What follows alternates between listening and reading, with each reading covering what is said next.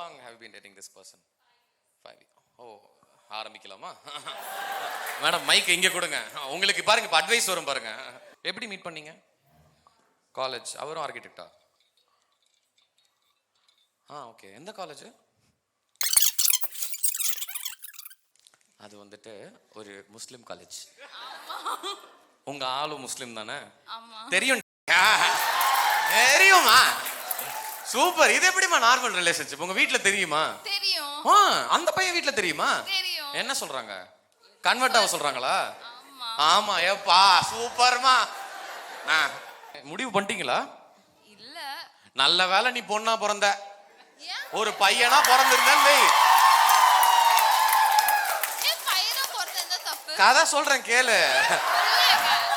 Are they okay with you actually becoming a Muslim? Not exactly, but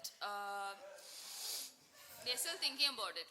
Oh, okay. And how are you going to deal with it or tell them? They're kind of leading to the path where நான் allow கூடாது, நான் upset ஆக கூடாதுன்னு சொல்லிட்டு they were like, okay, நீ வேணா மாறணும்னா பண்ணிக்கோ சொல்லிட்டு இருக்காங்க. எவ்வளவு நல்ல parents. I know.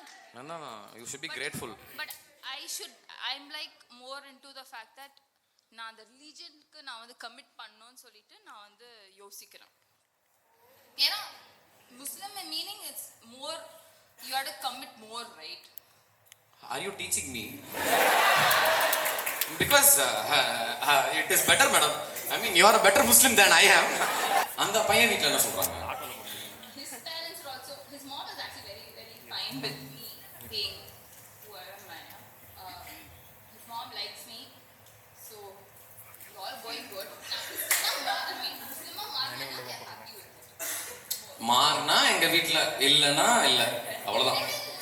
He's also okay with the fact that ஏன் அந்த பையனை கிறிஸ்டியனா மாற சொல்லுங்களா? என்ன சொன்னா அந்த பையன்?